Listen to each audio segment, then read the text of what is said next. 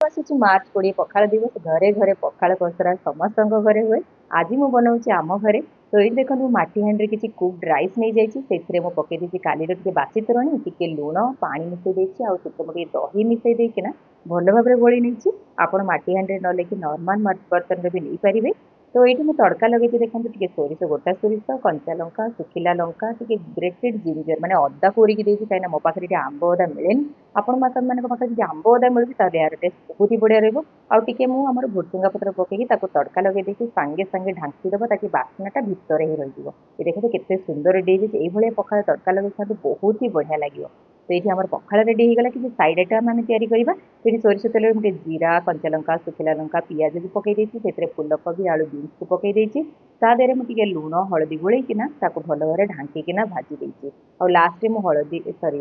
टे जीरा लंका गुंड पकईकि फिनिशिंग दे देती आमर ये भजा गोटे या तो आज आम बनइबा पखाल सहित आलू चोखा जब न होती आमर मजा ही आसेनी। तो आलू चोखा बनवाई मुझे कौन कर सोरिष तेल कड़े नहीं जाइए गोटा जीरा टे कंचा लंका और किसी पियाज काटी नहीं हल्का टे फ्राए कर तार क्रंचीनेस रही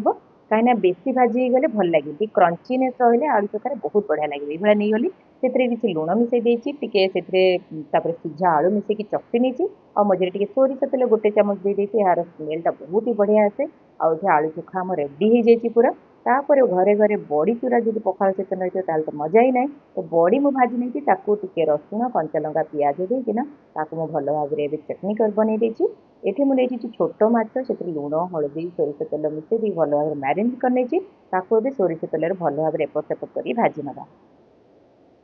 ये मुझे माछ नहीं तार दुईटा आइटम बनइबी गोटे भजा बनइबी आउ किसी सोरिष बेसर दिया चरचरी बनइबी जोटा कि आम ओडिया घरे पखाल सहित तो बहुत ही बढ़िया लगे। ये देखो सोरिष तेल मुझे जीरा कंचा लंका पियाज नहीं किसी माछ को मुझे भाजी नहीं सुखिला आउ कि आम बनइबा तार सोरिष बेसर मसला पियाज टिके खाली हल्का रसुण और कंचा लंका और हल्का हाफ इंच जिंजर टिके पकई बहुत ही बढ़िया टेस्ट आसो। ये फाड़े टमाटो मुझे नहीं जीरा पकई भल भाव में क्रश कर नहीं सोरिष तेल से क्रश मसाला सब पकईकि भल भाव में कषि नहीं लुण हलदी जीरा गुंड पकईकि भल भाव में कषि नहीं ताकि तार जो कंचा स्मेलटा रही है पलैब ये जो कंचा स्मेलटा पलैला से सोरिष बटा पकईबा अलरेडी सोरिष बाटिकी रखी ये 3 चामच में सोरिष बटा पकई भल भाव में कषि नहीं भल भाव कषिगला टे पानी आड करदे आम तार पानी को फुट आसापी छाड़ीदे।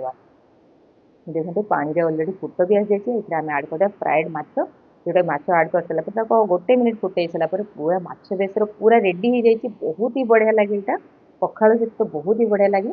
ये देखते मोर पूरा तैयार हो जाइए सबकि। तो ये देखिए हम कौन कौन बनई आग को आसूँ खाली पखाल दिवस निहाती बनातु आ मत जनातु केमी है झटपट आइटम। तो ये बड़ी चूरा आलू चोखा ये चिंगुड़ी माछ थी चिंगुड़ी माछ चटनी बनई माछ भजा ये फुलकोबी आलू भजा पियाज आउ लंका रखी ये माछ बेसर पखाल बहुत ही बढ़िया लगे बहुत अध घंटे रेडी हो आप केमी रेसिपी निहाती कमेंट जनातु रही जय जगन्नाथ।